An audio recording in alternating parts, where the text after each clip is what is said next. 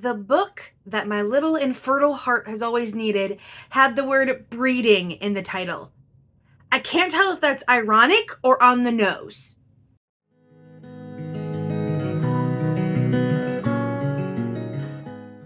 Hello, my name is Margaret Adele, and welcome to a rambling discussion where I am going to talk about a book that has made me feel perceived, but in a good way.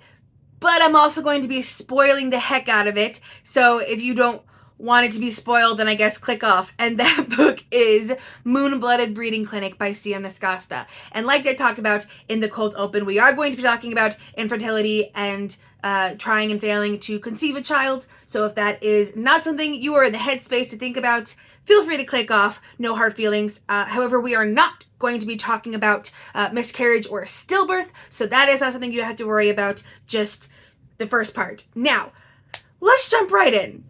A while ago, I posted a video all about how I was reading for escapism when it came to trying and failing to have a baby for years, and how I should not have done that. I should actually have been reading for catharsis, because by reading only for escapism, only reading the books where the baby inevitably comes, I was prolonging my own mental health struggles, because I never was brave enough to read the book when the baby never comes. Now, I had read books before where there were characters that knew they were infertile and never tried for a baby. There were a couple, usually the third or fourth book in a long-standing romance series, and the characters just already know that baby thing isn't going to be happening, so they don't even try, they don't even make a go for it.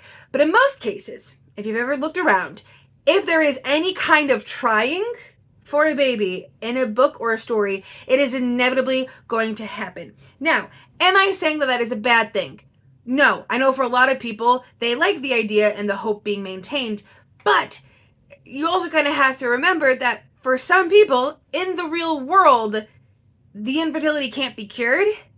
And I mentioned before in that video, I'm not going to go deep into it, but there are a slew of reasons for which adoption actually isn't the best option for a lot of people, both financially and, yes, ethically. Modern day adoption has a lot of flaws that make it very shaky.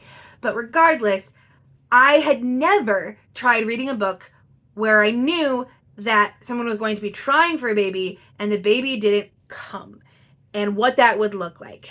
And then, shortly after I posted that video, I found this book. And you can probably already see where I'm going with this, but just hang on. So this book is the third book in the Cambric Creek series. Very famously, CM Nascosta kind of created a little bit of a stir in the book world with the first book in this series, Morning Glory Milking Farm. It was part of that first wave of monster romance stories. And I definitely think that people got the wrong idea from the marketing and the shock and awe of it. Because if you are a very deep monster romance person, if you're reading all the books and especially the dark stuff, this is gonna read as the closest thing to vanilla a monster romance series can get. Because for all that, yes, the one half of the love interests in all of these books is a creature, a minotaur, a mothman, a werewolf, it's still very much a small town, sweet, cozy, rom-com type romance series. Just one of the romantic interests happens to be not human. So I have seen some strange comments on low-star reviews. They're like, well, I think the first one was a fluke. No, I think y'all overhyped the first one, and when you got to what the series actually is, you realize that it wasn't as shocking and titillating and pearl-clutching as that first book made it sound. So this one specifically deals with Mariah, who is recently divorced and was once married to a lizard man, a lizard person, and they had been trying to have a baby. Now in this world, the author actually does something different, because in a lot of cases with speculative romances, it's kind of just assumed that humans are biocompatible with whoever.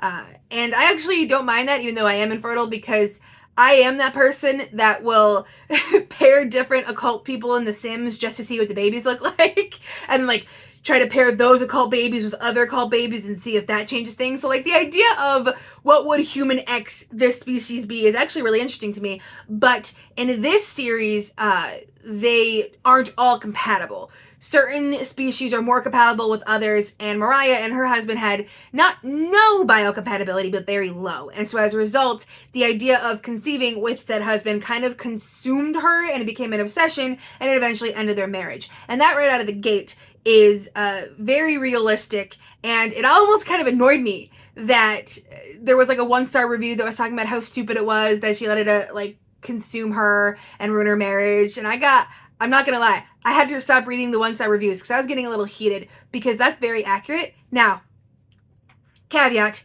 not accurate to my marriage specifically. We're fine. But that kind of long-term infertility has a severe effect on your mental health and the relationship as a whole, because you take what used to be just a fun thing y'all do together just for funsies, and now you've introduced a fail state. Now it is possible to essentially fail at sex. And I know. That's gonna be like, well, it's not really failing. It feels like failure. You can be told 1,000,000 times it's not failure. It feels like failure. And it can kind of consume your life.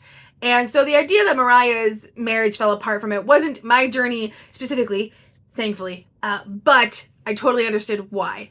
And this is 2 years after that divorce, and her friend tells her about the titular Moon-Blooded Breeding Clinic, which is a clinic staffed by werewolves. And werewolves in this universe are just like super fertile with humans. Just like such a good deal. But the only way they're fertile is through actual, like, what do they call it? Like personal donation or whatever. You actually have to fuck the werewolf for it to work. And Mariah hears about it from her friend and decides, you know what? I'm gonna do it. I've dropped all of that money on the other fertility clinic. It's also important to note here, I totally forgot, this book talks about the pandemic, COVID, directly, kind of. Like, it's like, oh yeah, the pandemic is kind of a thing, but just for humans. Camber Creek is fine, which, okay. I almost kind of wish you would have picked one or the other. Like, okay, we're just going to ignore the pandemic entirely, or like go full pandemic is a thing for us. But being like, let's humans have to worry about it, but we're special, was weird. But I can't say that exactly. It did serve one purpose, and that is it brought our male love interest back to town, because Lowell, our werewolf, is a traveling photographer, a photojournalist, and because of the worldwide pandemic, he is essentially forced to come home because no other countries want travelers right now, and he is stuck with his family that he always feels looked over by. And right off the bat, I will let you know, Lowell is very self-centered. I'm not gonna lie. He annoyed me a little bit with his self-centeredness, but that was done on purpose. He actually gets called out for the self-centeredness later, so I'm okay with that. It was a purposeful character flaw on behalf of the author. But he's bored and losing his mind and needs a little cash because he's going through his savings. He doesn't have a job and he doesn't want to ask his admittedly very rich family for help, so he signs up for the clinic. And of course, Mariah picks him as the donor and does an interview, and right off the bat there are sparks and all of that kind of stuff, and tensions start rising between them, sexual tension. And Mariah, you find out, again, we're spoiling things, is starting to have second thoughts about trying for a baby. Because Lowell, as this traveling photojournalist, is telling her about all of the cool places that he's been, that he wants to go, and she starts realizing, hey, I always told myself I would go to those places. She's like recreated a Parisian cafe in her house, but has never gone to Paris. And she starts thinking about how nice it would be to go to these places, and how she won't be able to do that with a baby or a toddler. And she won't be able to just, leave them for long periods of time to go travel the world. And slowly starts to question things, but doesn't fully have the strength to totally say no. Now, I will say, and again, other negative reviews have pointed this out, that there comes a point where she talks about taking birth control without telling Lowell, even though they are trying to have a baby. And yes, that is not great. Lying about whether or not you are actively trying for a baby, and taking measures to prevent it, or taking measures to enforce it when you've told them you don't want it, like that kind of thing. That's not a good look. I feel like they should have made a bigger deal about that than they did, and admittedly, that does not reflect my life at all. My husband and I spoke regularly and a lot about where are we, what do we want. So that was iffy. But the big part about this whole book is at the end, she decides to not go through with the clinic, to step back entirely. Now, in this book, she actually says, oh, well, the baby can come later.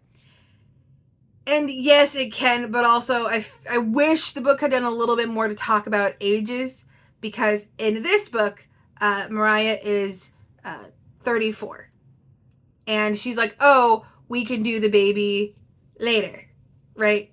Down the line. And if you've never had to do a lot of looking into fertility and fertility problems, the older you get after 30, the more likely you are to have pregnancy problems. I believe, if I remember correctly off the top of my head, that anything after 35 is literally considered a geriatric pregnancy. Editing, Margaret, please double check me. All right, I did check, and there's not like a magical age for it, but the older you get into your late 30s, early 40s, the risk of loss and issues rises more and more with every basically passing year. And it's possible that this universe has werewolf semen is so magical she won't have to worry about that. But it's not really mentioned directly, so I do still wish there had been more talk about the age thing. Thank you. So, the idea of like, oh, I'm 34 and I'm going to go take several years off before even trying, I was like, I wish they would have done a little bit more with the concept of a biological clock and the kind of effect that a biological clock has on someone trying for a baby, because that adds a whole new element of not only do I have to try and fail this thing, but I have a time limit now and it's so much fun. And yes, it is possible to get pregnant later on, but especially if you're someone that already has fertility issues, you're probably also very likely to have pregnancy issues. And so being older, when you actually achieve it, has yet more problems on top of it. And it's definitely a thing that you think about. It's definitely a thing that's on the top of your head constantly. And I wish the book had done a little bit more with that. I wish it had focused more on, as a 34-year-old woman trying for a baby, her age would probably have been at the back of her mind a lot. It probably would have come up a lot more than it did in the book, and I wish it would have brought it up, because I just turned 30, and by the time I was 28, I was already freaking out. So, granted, it's not just my story. A lot of people trying for a baby have that kind of, oh God, I'm nearing the big bad 30 age. And speaking of which, once you stop trying for a baby, your 30s are great. Once you take out the biological clock element, oh my gosh, it's so nice. But regardless, the book ends with Mariah and Lowell, when the world starts to open up again, getting on a plane and going to do the fun cross the world photojournalistic stuff. And that very definitely mirrored the life that I had been leading up till now, because one of the reasons that my husband and I were like, hey, do we still want this? I don't think we still want this, was because we had started to build all of these hobbies and all of these goals and all of these ideas that didn't require a baby to feel like a happy ending. Financial stuff and traveling and building up hobbies and other work. And we're like, hey, we actually don't need the baby anymore. It felt like we did. And in this one way, we're kind of similar to the story, because we talked about how we will eventually go back to fostering. We have currently withdrawn, but eventually we want to head back to it. And I get the gist of like, oh, okay, we're going to put it aside for now and come back later. I definitely wish there would have been a little bit more of a finality to it for Mariah, because punting it down the road a little bit definitely felt like, okay, I wish they had brought up her age and how that affected her. Because at 34, if you're already going to wait a couple years before even going back to trying again, you're a human woman, or I guess any human person trying to become pregnant, you would be thinking about that, because society would have told you to think about that. Just an added element. But as I was going through and looking at reviews, and I know I've talked about negative reviews in this a lot, there were things talking about how, like, oh, the plot was pointless. I despise the fact that people are calling the plot pointless. But I'm not surprised, because that, like I mentioned before, flies in the face of what people want.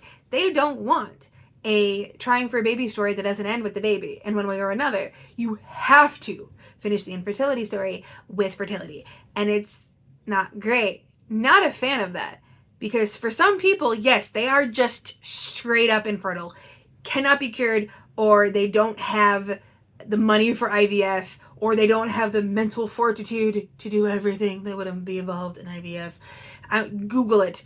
Dead serious. Google just like a casual overview of what IVF entails, just for the chance that you might get pregnant. No, not even a little bit. So no, it's not pointless that the person trying for a baby said, no, I'm done.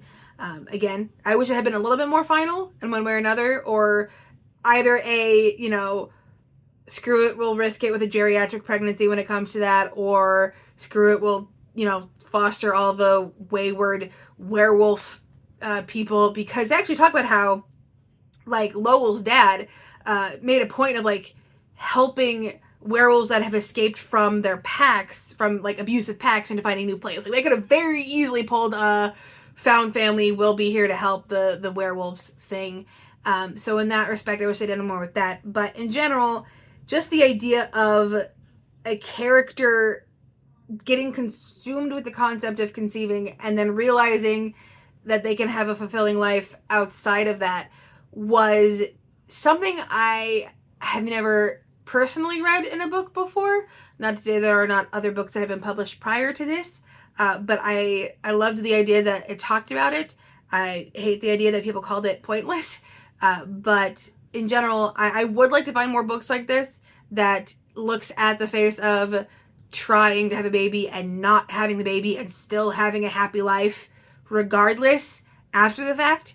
If you know of any book like that, please let me know. And I'm dead serious. A book that does not end with the couple conceiving or adopting.